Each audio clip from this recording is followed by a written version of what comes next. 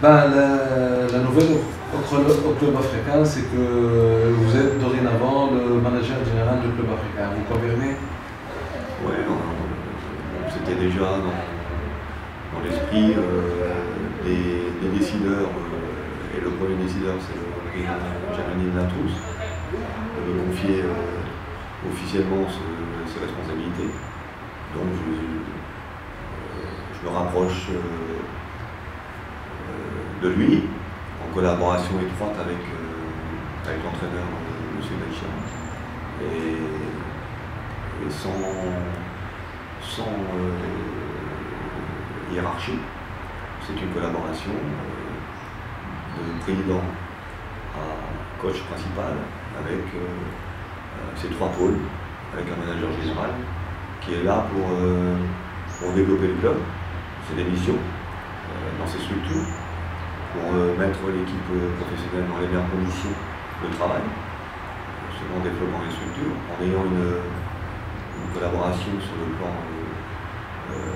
technique au sens où on se doit d'avoir une collaboration entre les pros et les catégories élites, c'est-à-dire espoir junior, et de mettre une politique ensemble, aussi bien sur le plan philosophie, et avec aussi M. Karim Chadri sur tout ce qui est préparation physique. Donc c'est une collaboration totale entre des techniciens, de façon à mettre la priorité sportive au centre du club, et sur cette priorité sportive de pouvoir avancer avec des personnes qui ont envie que le club avance, en prenant un peu de hauteur, à savoir le président Latrousse et ses collaborateurs directs, le bureau directeur, et naturellement beaucoup de personnes qui depuis 3 mois ont participé à l'effort. Pas l'effort national, mais c'est l'effort cubiste, notamment des gens du comité des sages. Donc à l'heure actuelle, on est dans une dynamique sportive, de façon que le club africain conserve le club en priorité. On ne se sert pas du club.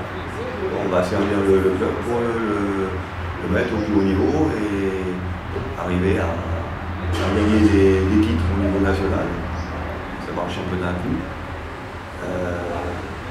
à pouvoir retrouver la Champions League, ce qui est quelque chose d'important pour un club comme le club africain, de former les joueurs de façon à l'image du match, du dernier match contre le Stade Tunisien, au-delà du score et de la manière d'avoir eu un style de jeu.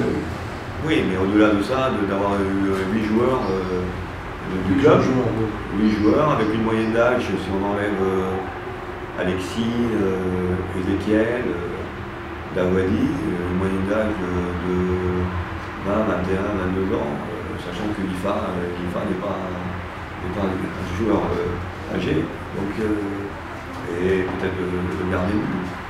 Donc on doit avoir de plus en plus de joueurs issus du réservoir cubiste en équipe pro. Donc maintenant, ça se fait pas en 1 mois. On a commencé à travailler depuis 4 mois. C'est au-delà des résultats. Maintenant, il faut continuer dans ce sens, de façon que là, on a 3 joueurs qui ont intégré et qui ont joué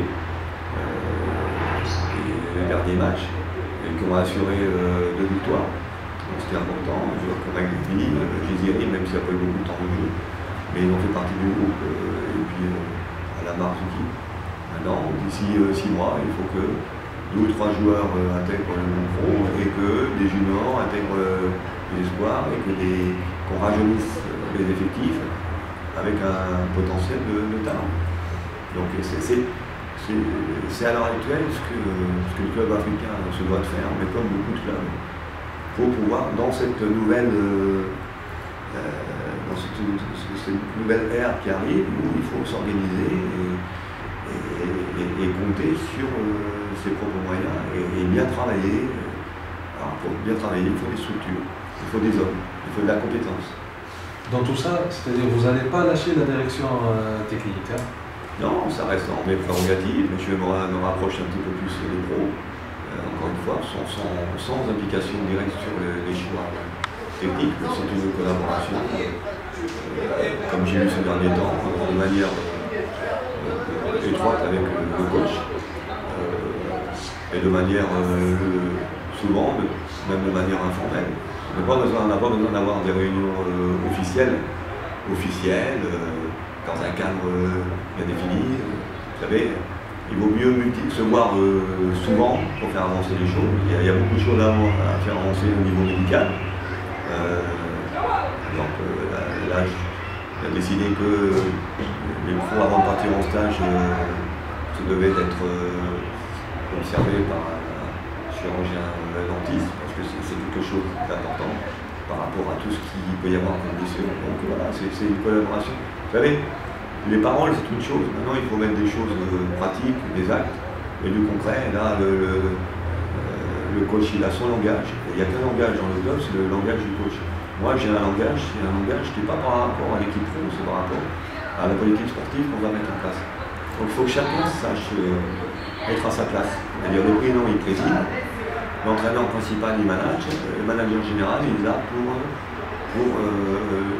faire avancer le club, faire profiter de mon expérience que j'ai, l'expérience entre guillemets africaine, et de la championship, et de la formation, et d'être entraîneur professionnel. Et tout ça, c'est ce qui est. On veut séparer un entraîneur d'une équipe professionnelle, d'un formateur, alors que, à l'heure actuelle, au club africain, lorsqu'on a des joueurs de 18 à 22 ans en majorité, on reste formateur.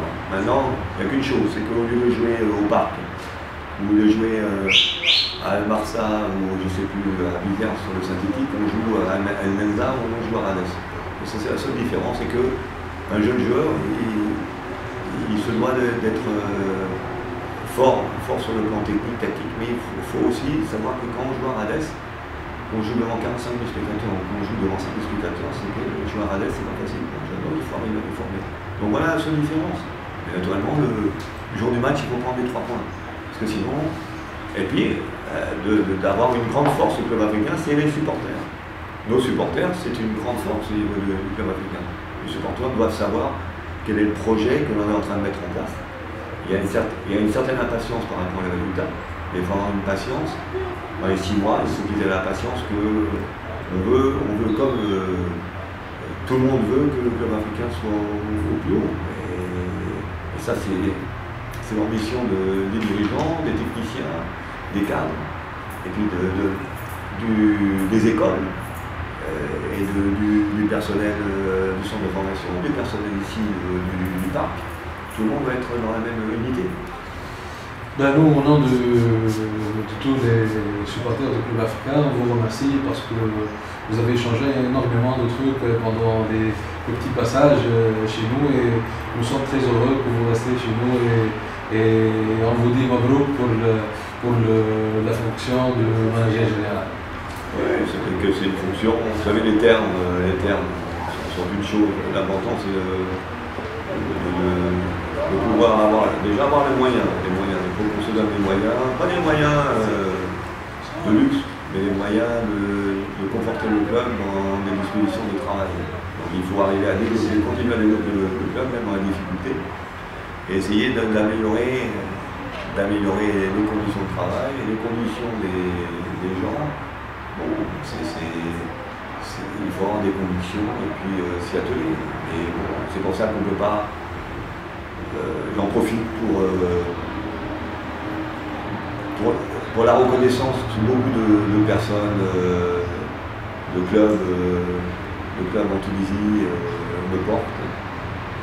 Et je le dis franchement, avec qui je peux avoir, où j'ai eu des conversations, des échanges, parce que il faut savoir qu'on se doit de répondre à des demandes de personnalité du monde du football, même si ce sont des clubs autres que le club. Mais maintenant, il faut avoir un code d'éthique. Donc il y a des considérations souvent personnelles. il y a des considérations sportives, et puis il y a aussi des considérations de moralité. C'est que quand on a une cohérence, il faut avoir une cohérence sportive dans le club. Et s'il y a une cohérence des gens qui vous entourent et des décideurs, à ce moment-là, on peut annoncer. Et on doit annoncer dans la confiance. Maintenant, moi, je suis tout à fait reconnaissant des personnes qui ont une estime pour moi et qui pourraient me voir avec eux. Et pour l'instant, je sais que c'est pas évident pour certains de comprendre ça, mais il y a une éthique et moi, je ne suis pas quelqu'un qui se dérobe et qui lâche. Pour l'instant, il y a une fosse là qui est en train de. Les murs sont à 1,60 m. Bon, à ce moment-là, pourquoi jeter des briques. Maintenant, si les choses doivent se faire autre part, elles se feront autre part. Okay, donc pour l'instant, je suis en phase et j'excuse ces histoires de claquer les portes, ou pas claquer les portes, c'est pas comme ça que ça se passe. C'est être dans la cohérence. Dès qu'il n'y a pas une cohérence, naturellement je ne peux pas être satisfait s'il n'y a pas une cohérence à un moment donné dans le club. Et des incohérences, il y en a même dans les plus grands clubs. Et il faut arriver à les réduire au maximum. Et je pense que s'il y a moins de. Il ne faut pas avoir trop de langage dans le club. Pour l'instant, il y a le langage du président et son comité, il y a le langage du coach. Il peut y avoir le langage d'un recruteur pour le club, et puis le langage du manager général. Et tout ça, ça doit être le même langage, parce que sinon, après ça donne des tonalités dissonantes, et un orchestre, dès qu'il y a une tonalité dissonante, ça ne fonctionne plus. Donc un orchestre, il y a un chef, l'orchestre c'est le président. Et derrière, il y a des gens, et toutes les autres personnes se doivent être dans leur fonction. C'est tout. Et c'est pas une question de discipline, c'est une question de rigueur et savoir quelle est ma tâche déjà, que je dois faire ma tâche le mieux possible. Quand tout le monde comprendra ça, on avancera et on va rendre le club encore plus professionnel. Parce qu'on n'est jamais assez professionnel. Et dire qu'on est professionnel, c'est pas rien dire. On n'est jamais assez professionnel. Merci beaucoup. Merci.